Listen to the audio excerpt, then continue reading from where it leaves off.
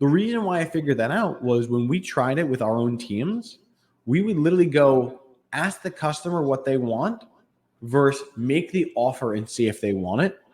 And we found that if you made the offer, people often were willing to take it. Because imagine that same scenario with the coffee and the sandwiches. When you asked, hey, would you like some? I literally have them already made. I actually made 6 sandwiches right here. You can choose whatever one you want. I also have coffee. It's fresh. It's ready to go. All you got to do is just say yes, and it's all here ready and available for you. I'm taking it now, man. You got me salivating over here. I'm hungry now. Exactly, right? Yeah. So, I mean, obviously, Clay, you got to get your snack tray, buddy. But the thought is that you would almost feel rude not entertaining it because I already made them, right? Yeah. So the same applies with options. If you do them verbally, your client will say, no, I'm not interested.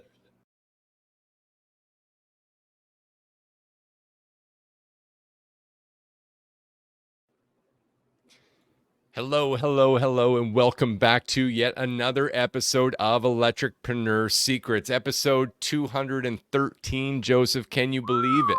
213, man. That Unbelievable, feels like man. an incredible amount of time in just almost no time at all. Well, I can tell you what, it's definitely a testament to one of the biggest strengths that every and any electrician can take hold of right now, today, beginning today. You know, best time to start was the day you were born, but consistent activity is what I'm talking about. I'm Clay Newmeyer, your host. With me, as always, my esteemed co-host, Joseph Lucani. We're the Electricpreneurs, just a couple of master electricians with business addictions, and welcome to our daily freemium podcast, Your Coach Call. The investment for these is simple. Just take the hot seat and give us your attention for a moment. See what you can get from this. There's nuggets in here 5 days a week. It's totally fair to use everything we give you so long as you report the wins back and help share that with others who need to hear this same message on our journey to help you master sales, simplify pricing, and deliver premium level electrical service. Whew, mouthful, Joe. How you doing this fantabulous Monday? Man, I am feeling the word inspired is one thing, blessed is another, and I'm somewhere in between. I feel like I'm living my best self, my best life. I'm finally getting over being sick. My energy is full force. I feel like I've got ideas that are almost bursting out of me at this point. I feel ready. I feel on fire. Love it, man. Love it. And you know what? I feel like I'm in stage 3 of this illness, this plague that's running around, the cold. The man cold is in high alert here, man. And we've been struggling through it, but I feel like we're in full elimination. So we got some energy back, ready to inject it in this audience. Our people engaging with us live on Facebook or listen to the replay on your favorite podcast channel. Either way, buckle up. We've got a crazy one today because, a bit polarizing. Let me set the scene for why you shouldn't ask what they want. Okay, first off, you're an electrician, you're producing options for your clients, and sometimes you're torn between this place of, should I just ask them if that's something they'd be interested in before building options around it? And likely that's from a place of A, trying to save that scarcity mindset, the fear of like, I don't want to offer more than they're even interested in, but B, I don't want to take the extra work and spend it on areas where you know, they're not going to choose it anyway. Joe, what do you say to this, man? Man, I want to just chomp into this subject and tear it to pieces because I actually have done blind studies in my own company on this exact situation and found that it's extremely polarizing.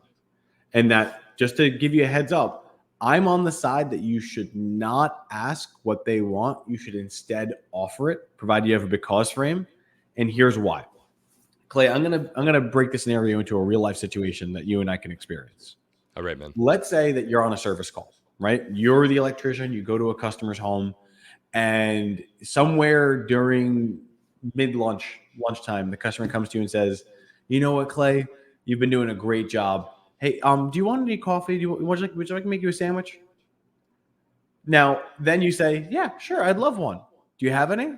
And they go, oh, no, actually, I don't have anything. I would have to go to the store. I'd have to go get it. I don't even have anything right here. I was actually going to go out and maybe get some coffee and sandwiches if you wanted something, but otherwise I was just going to stay home.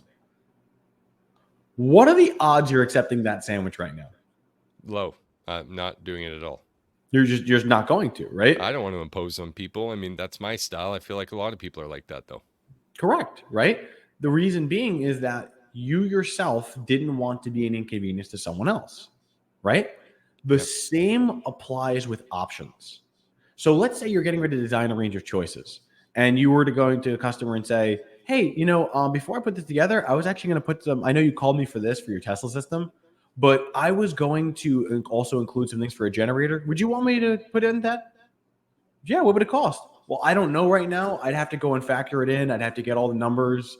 I'd have to really crunch it and really. I'd have to go back to the shop and really figure this out. Would you like me to do that for you? No. Even if it was something valuable, something you would want, the thought of you inconveniencing me to do it almost always makes you not want to do it. The reason why I figured that out was when we tried it with our own teams, we would literally go ask the customer what they want versus make the offer and see if they want it. And we found that if you made the offer, people often were willing to take it. Because imagine that same scenario with the coffee and the sandwiches. When you asked, hey, would you like some? I literally have them already made. I actually made 6 sandwiches right here. You can choose whatever one you want. I also have coffee. It's fresh. It's ready to go. All you got to do is just say yes, and it's all here ready and available for you. I'm It would taking it almost now, man. feel You got me rude. salivating over here. I'm hungry now. Exactly, right? Yeah. So, I mean, obviously, Clay, you got to get your snack tray, buddy. But Yeah. the thought is that you would almost feel rude not entertaining it because I already made them, right? Yeah. So the same applies with options. If you do them verbally, your client will say, no, I'm not interested. But if you've already written it out, you'll find that the client will say, well, I mean, you already took the time. Least I could do is hear you out, right? Totally. Can I So, add something in here? I just oh want to say, yeah. like, I can see how this is polarizing and it gets right backwards. And I think the intent behind it is top shelf for many people. If it's truly about the customer, hey, you know what? It would save me time and let's just get their consideration, let them weigh in on it. It's just kind of missing a couple of key facts that you're pointing out here.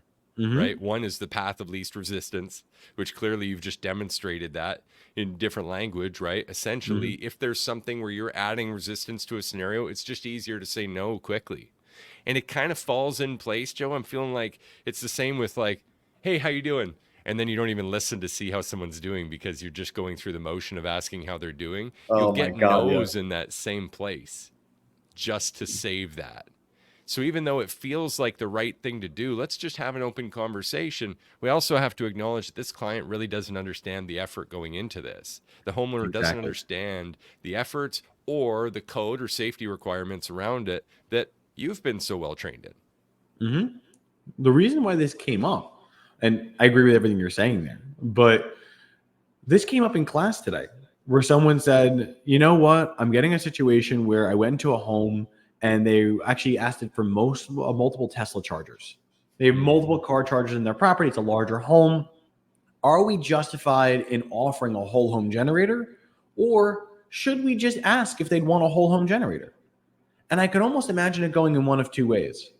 Customer called for Tesla, and I go, hey, by the way, do you want a generator with that? They're going to say no because they don't know how it's directly related to them having that benefit. Versus the way that we teach it, where I've designed a complete menu from the finest money can buy to the most bare bones you can do. This top option is probably more than what you're looking to consider. It's probably, don't get me wrong, at the very least, I felt you deserve to know about it. But since this is your primary vehicle and you have 2 of them being installed, God forbid you ever lost power, let's say hurricane, long extended storm. I wanted you to have the ability of being able to charge it at home, regardless of whatever is going on, so you're not forced to go and wait at some charging station. Was it wrong of me to want to do that for you? And no, absolutely not. And what I'm picking up on, kind of underneath the surface layers of that, is you're actually engaging both sides of the brain. Mm-hmm. Whereas before, without any story attachment, without any vision of what could go wrong, without any depiction of some reasons why you might want this, even in a non-threatening way like you established it, like I'm sure you wouldn't want this, but hey, if I didn't offer this and a storm happened, now you've engaged not just the left, but the right side of the brain as well. And actually, they've found, I recently read this in a book, which is really interesting, where people have had substantial brain damage to the right side, I believe it is, the emotional side of your brain. those same people have difficulty reaching decisions later on in life.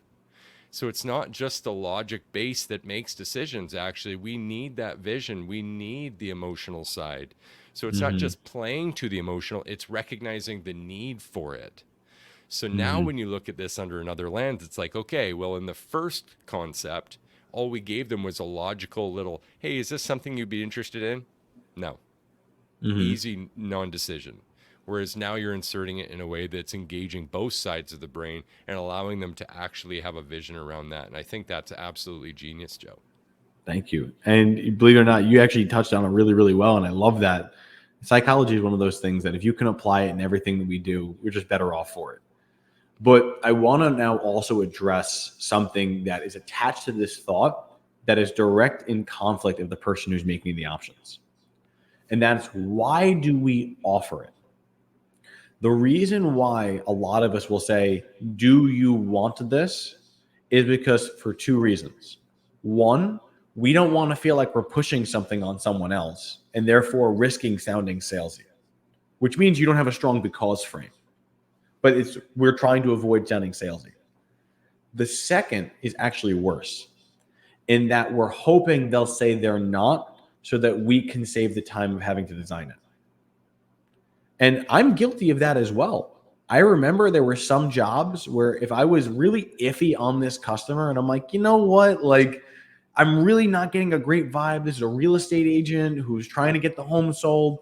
I could probably be like, hey, is this something you'd be interested? Would you be interested in us doing the whole project for you? Or are you kind of looking to piecemeal it? Oh, we're definitely looking to piecemeal it. Okay, great.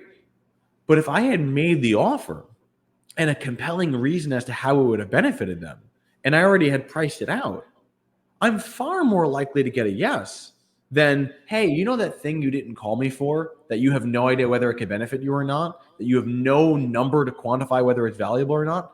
Would you want to hear about it? It's like, F no, I wouldn't. Move on with the thing I told you to. Oh, great. Well, good. I'm glad I asked because I didn't want to do it for you anyway. I got to, because it's Monday, mindset and marketing. We got to fit both of those things in here. There's a huge mindset shift here, but also there's another marketing piece that I just, advanced level, guys, I got to throw this down. What if then you make the offer as Joe suggested? Now you have the 6-option roadmap and they took somewhere in the middle, but it didn't include the generator on this particular EV situation. Then a storm actually happens where power outages are occurring. Are you the type of contractor that then picks up the phone and starts calling the people who you know you offered these solutions to just ask if they're okay? Yes. And there's even another level higher than that. Uh-oh. Okay. Let's hear Getting it. subscribed to your utility company's auto power outage notifications. You can get notifications from your utility company saying whether there's outages in certain areas. So imagine if you were to say, every day, I'm going to check the bulk emails that we have that would get the utility notifications, and I'm going to see which of our areas currently have power. Warwick. Let's look and see which clients are in Warwick. Oh, yes, the Johnsons. I remember them. Let's call them and see if they want a generator. Oh, you're still out of power? Well, would you like to talk about having a generator system to prevent this in the future and hopefully get you power on today? I'd be on my way. Awesome, man. Super, super power here. Holy man, we unleashed a lot of value here today. Is there anything else you want to add to this one, Joe? Not without biting off more than we can chew, because I feel like once I get my brain starting to roll, I'm not going to be able to stop it. Okay, for the electrician in the hot seat, riding in the van between jobs, wherever their situation is, maybe we're in the headphones. What's the actionable item we can give them here today to start making moves with this? Obviously, we're not saying you shouldn't ask what they want, but we are saying you shouldn't ask what they want until the presentation and you've designed the whole 6 options with everything you possibly include for them. So I have both actions that I feel like are directly connected to one or the other. Do you mind if I stab out one and then you tell me if you're willing to take a second? You got it, man. All right. So the first most basic action, right? Like the basic bare minimum is just offer it, right? Like we're saying, when in doubt, just make the offer. You don't have to ask the permission. Don't ask them to roll out the carpet. Just make it bare minimum. But I feel like the all-star action is so directly connected to that that you need to understand your why in order to even access that all-star action. The why is, are you offering this to someone so that you can sell them more? Or are you offering this to someone because you genuinely feel like their life would benefit from it? And if you believe that their life would benefit from this new thing, what kind of person are you to now intentionally withhold that information that they would not have known unless you told them about it? Boom. Mic drop moment. That's huge. Okay, we got the why piece. Go right on, man. Hit us with a second. Okay. The second going on is assuming you know your why, right? Like you know that this is going to benefit them. You know everything that goes attached to it. The next level is then determining, am I willing to take this little bit extra effort in order to connect them to that why? So it's a multi-part thing. One, I'm going to make the offer regardless, bare minimum. Two, I know that if I make this offer to someone, their life would drastically improve, and they don't know about this unless I tell them about it. The third is, are you really willing to make that slight time delay leave not only money on the table, but potentially leave your client in a situation that they have to dig out of later? Wow, man. Huge, huge, huge. Just like this whole week we have lined up for you guys. That was a massive 15-minute high impact session as we're helping you master your sales, simplify your pricing, and deliver premium level electrical service. We've got a couple of big things that we're going to unveil in this podcast this week. One is how 74% of our last 146 calls thought they had a sales problem, which actually turned out to be an easier problem to solve. I can't wait to unpack that with you guys. But also, we've got one of our clients, Zach, who's been with us a while, who's done some huge things, looking to double up his revenue, hit his biggest months this year, and all while having part-time hours put into the business because he's an avid hunter with his son. Wouldn't you want to know more about how he did that? We got that interview coming up this week. So you guys stick around with us. Keep on enjoying this. This has been another free coach call, another episode of Electricpreneur Secrets. And I cannot wait to see you guys here again tomorrow. Take care.